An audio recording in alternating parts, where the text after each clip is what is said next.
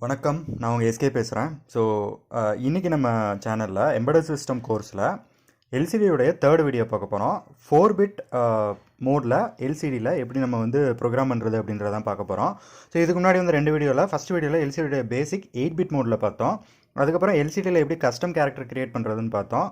இன்றைக்கி பார்க்க போகிறதுல ஆக்சுவலாக இதுக்கு முன்னாடி ஃபஸ்ட் வீடியோலையும் செகண்ட் வீடியோலையும் பார்த்தீங்கன்னா நான் 8 பின்னு யூஸ் பண்ணியிருப்பேன். ஸோ எல்சிடிக்கு மட்டுமே 8 பின் யூஸ் பண்ணிங்கன்னா இன்கேஸ் உங்கள் அப்ளிகேஷனுக்கு எக்ஸ்ட்ரா ஏதாவது பின்னு தேவைப்படுது அப்படின்னா ஷார்ட்டேஜ் ஆயிரும் இல்லைங்களா. ஸோ அதனால் எல்சிடிக்குள்ளே 4-பிட் மோட் ஆப்ரேஷன் பண்ணுற மாதிரியும் ஆப்ஷன் இருக்குது. அதுக்கும் நம்ம கமாண்டு தான் யூஸ் பண்ணுவோம் 4-பிட் மோடை எனேபிள் பண்ணுறதுக்கு. 4-பிட் மோட்னா வேறு எதுவும் இல்லை. 8 பின் யூஸ் பண்ணுறதுக்கு பதிலாக 4 பின் மட்டும் யூஸ் பண்ணுவீங்க. ஸோ நீங்கள் அனுப்புகிற 8 பிட் இருக்கு இல்லையா, ஒரு பைட்டு, அதில் 4 பிட் அதாவது ஒரு நிபிளாக நீங்கள் அனுப்புவீங்க. ஃபஸ்ட்டு ஹையர் நிபிள் அனுப்புவீங்க, அடுத்து லோவர் நிபிள் அனுப்புவீங்க.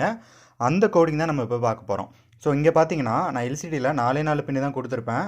அதாவது எம்எஸ்பியில் இருந்து 4 பின்னு, ஹையர் நிபிள் மட்டும்தான் நான் கொடுத்துருப்பேன். எல்சிடிலையும் சரி, என்னோடய போர்ட் பிலையும் சரி. நீங்கள் போர்ட் பியில் எப்படி வேணாலும் அனுப்பிக்கலாம். பட் எல்சிடியில் இந்த 4 மட்டும் தான் யூஸ் பண்ணுவோம். மொதல் 4 கிரவுண்ட் பண்ணிடுவோம். ஓகேங்களா. ஸோ இதுக்கான கோடிங் தான் எப்படின்னு நம்ம பார்க்க போகிறோம். ஸோ இப்போ அடுத்து வரப்போகிற வீடியோவில் இன்னும் எல்சிடியில் 2 வீடியோ பெண்டிங் இருக்குது. ஒன்று என்னென்னா, சிசிஎஸில் எல்சிடிக்கு என்னென்ன இன்பில்டு ஃபங்க்ஷன்ஸ் இருக்குது அப்படின்றத யூஸ் பண்ணி பார்க்குற மாதிரி ஒரு வீடியோ. இது அடுத்த வீக்கெண்ட் ஆகாமல் வர வீக் டேஸ்லேயே நான் போட்டுருவேன். அதுக்கப்புறம் அடுத்த வீக்கெண்டுக்கு நான் ஒரு ப்ராஜெக்ட் கொடுக்குறேன். ஏன்னா இது வரைக்கும் நம்ம எம்பெடட் சிஸ்டம் கோர்ஸில் ஒரு ப்ராஜெக்ட் தானே பார்த்துருக்கோம். ஸோ அடுத்து இன்னொரு ப்ராஜெக்ட் நம்ம பார்ப்போம். அது என்னன்றதை நான் அடுத்த வீடியோவில் நான் உங்களுக்கு தெளிவாக சொல்கிறேன் அந்த டாஸ்க் பற்றி. ஸோ இப்போது இந்த கோடிங் பற்றி பார்த்துடலாமா. கோடிங் நான் ஆல்ரெடி போட்டு வச்சிட்டேன். ஸோ கோடிங் போகலாமா. ஸோ கோடிங் பார்த்தீங்க அப்படின்னா PIC16F ஹெடர் ஃபைல் ஆட் பண்ணிட்டேன், என்ன ஆசிலேட்டர்னு சொல்லிட்டேன், என்ன மெகாஹெர்ட்ஸ் கிறிஸ்டல் யூஸ் பண்ண போகிறோன்னு சொல்லிட்டேன். ஸோ 2 ஃபங்க்ஷன் யூஸ் பண்ணியிருக்கேன். இதுக்கு முன்னாடி மெயின் பார்த்துடலாம். ஸோ மெயினில் பார்த்தீங்கன்னா பின் A1 தான் நான் ரெஜிஸ்டர் செலக்ட்டுக்கு யூஸ் பண்ணியிருக்கேன். ஸோ லோ பண்ணிங்கன்னா கமாண்ட் ரெஜிஸ்டர் செலக்ட் ஆகும், ஹை பண்ணிங்கன்னா டேட்டா ரெஜிஸ்டர் செலக்ட் ஆகும். ஸோ கமாண்ட் ரெஜிஸ்டர் செலக்ட் பண்ணிவிட்டு 0x02 அப்படின்ற கமாண்டு எதுவும் கிடையாது. இதுதான் பார்த்தீங்கன்னா 4-பிட் மோடை இனிஷியலைஸ் பண்ணும். ஸோ இந்த கமாண்டும் கீழே இருக்க 28 கமாண்டும் 4-பிட் மோடுக்கு ரொம்ப முக்கியம். இது ஸ்டார்ட் பண்ணும், அதாவது இன்டிமேட் பண்ணும் எல்சிடிக்கு, நான் 4-பிட் மோடில் உன்னை ஒர்க் பண்ண ஃபங்க்ஷன் பண்ண போகிறேன் அப்படின்னு. 28 அப்படின்றது 4-பிட் மோடு 5x7 2 லைன், இந்த 3ஐயுமே இனிஷியலைஸ் பண்ணும். ஸோ இது ரெண்டுமே இம்பார்ட்டன்ட். எதுக்குன்னா 4-பிட் மோடில் நீங்கள் ஆப்ரேட் பண்ணுறதுக்கு. இதெல்லாம் நார்மல் தான். 0C நான் கர்சரை ஆஃப் பண்ணுறேன். 0ன்றது கிளியர் டிஸ்பிளே.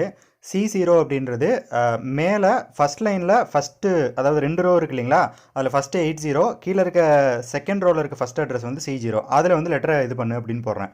அதுக்கப்புறம் டேட்டா ரெஜிஸ்டருக்கு மாறுறேன். கமாண்ட் ரெஜிஸ்டர்லேருந்து ஏன்ற லெட்டர் அனுப்புகிறேன். நீங்கள் ஏக்கு பதிலாக இங்கே டைரெக்டாக ஆஸ்கி வேல்யூவும் கொடுக்கலாம்.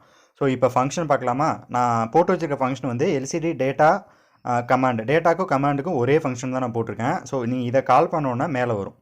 ஸோ இந்த ஃபங்க்ஷனில் என்ன நடக்குது பாருங்கள். நீங்கள் இங்கே என்ன கொடுக்குறீங்களோ இது ஆர்குமெண்ட்டாக இந்த ஃபங்க்ஷனில் பாஸ் ஆகும். அதாவது இங்கே கொடுக்குற வேல்யூ இங்கே பாஸ் ஆகும். இங்கே பீன்ற ஒரு வேரியபிளில் நான் போட்டு வச்சிடறேன்.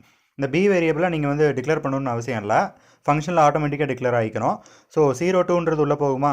ஸோ இந்த பீன்றதை ஃபஸ்ட்டு என்ன பண்ணுவோன்னா, இந்த ஃபங்க்ஷனுக்குள்ளே போர்ட் பி வழியாக அவுட் பண்ணும் ஒரு எனேபிள்ன்றது இன்னொரு ஃபங்க்ஷன். ஒரு ஃபங்க்ஷன்லேருந்து இன்னொரு ஃபங்க்ஷனை கால் பண்ணுறீங்க. இந்த எனேபிள் எதுக்குன்றத நான் ஃபஸ்ட்டு எல்சிடி வீடியோவிலே சொல்லிட்டேன். அதுக்கப்புறம் பாருங்கள், பியில் இருக்க வேல்யூவை 4 பிட்டு ரைட் ஷிஃப்ட் பண்ணுறேன். ஸோ ஃபஸ்ட்டு என்ன ஆகுன்னு பாருங்கள். இப்போ பியில் அனுப்புகிறீங்க அப்படின்னா எல்எஸ்பிலேருந்து எம்எஸ்பி வரைக்கும் இருக்கிறதுல நான் இங்கே என்ன கொடுத்துருக்கேன்னு பாருங்கள். போர்ட் பியில் லாஸ்ட்டு 8th பின்னில் இருந்து லாஸ்ட்டு ஹையர் நிபிளில் தான் நான் எல்சிடி கொடுத்துருக்கேன் இல்லைங்களா. இப்போ கோடிங்க்கு வாங்க. ஃபஸ்ட்டு ஹையர் நிபிள் போகும். போனதுக்கப்புறம் நான் லோவர் நிபிளையும் ஹையர் நிபிள் இருக்கிற இடத்துக்கு ஷிஃப்ட் பண்ணி விடுறேன்.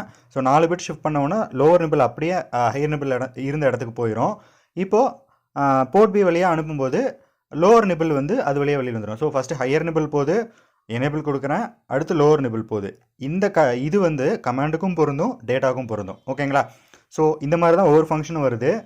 ஸோ நான் இங்கே டேட்டா கமாண்ட் ரெண்டுக்குமே ஒரே ஃபங்க்ஷன் போட்டிருக்கேன் இல்லைங்களா. இன்கேஸ் உங்களுக்கு டேட்டாக்கு தனியாக ஃபங்க்ஷன் வேணும், கமாண்டுக்கு தனியாக ஃபங்க்ஷன் வேணும்னா நீங்கள் போட்டுக்கலாம். அப்படி போடும்போது இந்த அவுட்புட் லோன்றதையும் இந்த ஃபங்க்ஷனுக்குள்ளே கொடுத்துடலாம். இப்போ எக்ஸாம்பிளுக்கு இது கமாண்டுக்கு மட்டும் உரிய ஃபங்க்ஷன் வச்சுக்கோங்களேன். இந்த அவுட்புட் லோவை உள்ளே போட்டிங்கன்னா கமாண்டை மட்டும் அனுப்புகிற மாதிரி வச்சுக்கலாம்.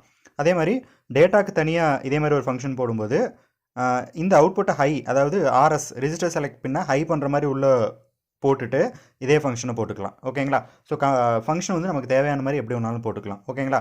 ஸோ இப்போது இதை வந்து கம்பைல் பண்ணிக்கலாம்.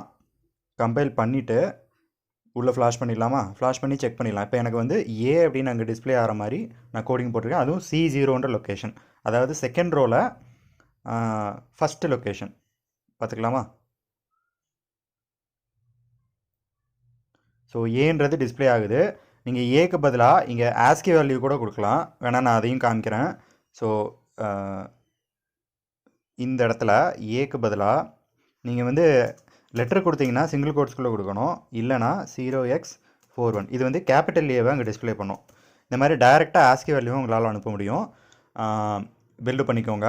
பண்ணிவிட்டு மறுபடியும் போயிட்டு ஒரு தடவை அப்டேட்டட் ஹெக்ஸ் இருக்குது, அதை உள்ளே ஃப்ளாஷ் பண்ணிக்கலாம். பண்ணிவிட்டு ஜூம் பண்ணிக்கோங்க கொஞ்சம். இப்போ எனக்கு கேபிட்டல் ஏன்னு அதே லொக்கேஷனில் ஆகணும். வருதா?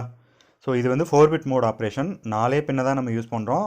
அந்த டைம் ஃபஸ்ட்டு 4 பின் லோவர் நிபிள் இருக்கு இல்லைங்களா, அதை வந்து நம்ம கிரவுண்ட் பண்ணியிருப்போம். ஓகேங்களா? சிசிஎஸில் நம்ம வந்து இன்பில்டு ஃபங்க்ஷன் பார்க்க போகிறோம் இல்லைங்களா, அதுலேயும் பார்த்தீங்கன்னா டிஃபால்ட்டாக 4 பிட் மோடில் தான் பண்ணியிருப்பாங்க, பின்னை சேவ் பண்ணுறதுக்காக. ஸோ அப்ளிகேஷன் நீங்கள் அதிகமாக யூஸ் பண்ணிக்கலாம். இப்போ இந்த 4 பின்னி வேறு பர்பஸ்க்கு நம்ம யூஸ் பண்ண முடியும் இந்த மாதிரி பண்ணும்போது. ஸோ இது ஒன் ஆஃப் த அட்வான்டேஜ் எதுலனா எல்சிடியில். ஸோ இதுக்கும் இந்த 4 பிட் மோடுக்கும் நம்ம கமாண்டை யூஸ் பண்ணி தான் 4 பிட் மோடை எனேபிள் பண்ணுறோம். ஸோ இந்த கோடிங்லேயோ இல்லை இந்த ஃபங்க்ஷனாலிட்டி ஏதாவது டவுட் இருந்துச்சுன்னா கீழே இருக்க கமெண்ட்டில் போடுங்க, நான் ரிப்ளை பண்ணுறேன். Thank you so much.